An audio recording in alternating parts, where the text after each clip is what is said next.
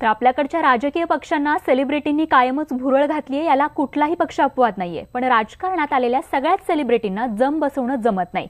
मुंबईतील निवडणुकीच्या रिंगणात दमदार एंट्री केलेल्या उर्मिला मातोंडकरनं मात्र आपण केवळ सेलिब्रिटी नसून कसलेली राजकारणी देखील आहोत हे पहिल्या भाषणातूनच दाखवून दिलंय. बघूयात यावरीलच आमचा हा स्पेशल रिपोर्ट. बकबक आणि पोपटपंचीची स्टाईल विरुद्ध पक्षाची आहे आणि माझी स्टाईल नेहमीच आयुष्यामध्ये माझ्या फिल्म करिअरमध्ये सुद्धा माझ्या ऍक्शनची राहिली आहे. महाराष्ट्राच्या राजकारणात अनेक नवे चेहरे दाखल झालेत. त्यांची भाषणं चर्चेचा विषय ठरतायत. यातल्या 70 mm पडदा गाजवणाऱ्या रंगीला गर्ल उर्मिलानं काहीशा एकतर्फी वाटणाऱ्या उत्तर मुंबईच्या निवडणुकीत चांगलीच रंगत आणली आहे. केवळ तिचं दिसणंच नाही तर लोकांशी कनेक्ट होण्याचं, लोकांशी संवाद साधण्याचं तिचं कौशल्य आश्वासक वाटतंय.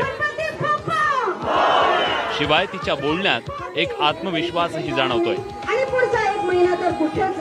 कर्मण्यवाधिकार असते महाफलेषु कदाचन.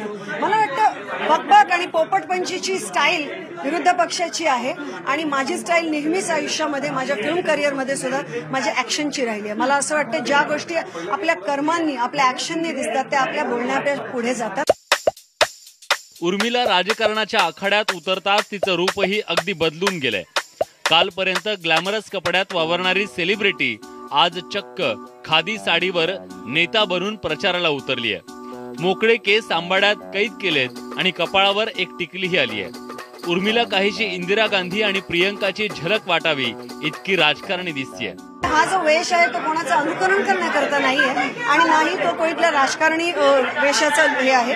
पण मला असं वाटतं की एक वेगळ्या आता मी भूमिकेमध्ये लोकांपर्यंत पोहोचण्याचा प्रयत्न करते. फक्त त्याच्याकरता प्रचंड गरमीमध्ये खादी आणि कॉटनच बरं पडतं. उर्मिलाची टक्कर अशा खासदारासोबत आहे ज्यानं 2014 साली संजय निरुपम यांच्यासारख्या तगड्या उमेदवाराला 5.5 लाखांच्या मताधिक्यानं हरवलंय. त्यामुळे तिच्या समोर निश्चितच एक मोठं आव्हान आहे. पण उर्मिलाच्या येण्यानं मुंबई काँग्रेसमधली मरगळ जाऊन एक उत्साह संचारलाय हेही नसे थोडके. त्यामुळे प्रस्थापितांच्या मनात ही रंगीला गर्ल धडकी भरवणार हे नक्की. 1989 ते 2004 अशा 5 टर्म खासदार असलेल्या राम नाईक यांना अभिनेता गोविंदानं हरवत खासदारकी इथून मिळवली होती. अशात काँग्रेसच्या पारंपरिक मतदारांबरोबरच जर मराठी मतं उर्मिलाला मिळवता आली तर उत्तर मुंबईतलं सत्तेचं समीकरण हे बदलू शकतं. पण उर्मिलाचं हे बदललेलं रूप मतदारांना भावतंय की वरवरचं हे रूप त्याला भावणार नाहीये हे बघणं औत्सुक्याचं ठरेल. व्हिडिओ जर्नलिस्ट बाळा शेट्टीसह स्वाती लोखंडे ढोके, न्यूज 18 लोकमत, बोरिवली, मुंबई. तर उर्मिलाच्या या बदललेल्या पेहरावाबाबत आम्ही ऍड गुरु भरत दाभोळकर यांची प्रतिक्रिया जाणून घेतली. बघूयात त्यांनी काय प्रतिक्रिया दिली आहे. मी खरं सांगू का, मी उर्मिलाला ओळखतो. ती हुशार मुलगी आहे. पण माझं स्पष्ट मत असं आहे की तुम्ही जेव्हा तुम्हाला खरोखर राजकारणामध्ये इंटरेस्ट असतो, अशी खूप माणसं आहेत, म्हणजे सिनेमातली खूप माणसं आहेत. अनुपम खेर आहे ज्याला खरोखर इंटरेस्ट आहे पॉलिटिक्समध्ये, किंवा साऊथमध्ये कमला हासन आहे ज्याला खरोखर इंटरेस्ट आहे. तो त्यावर चर्चा करतो, त्यावर बोलतो.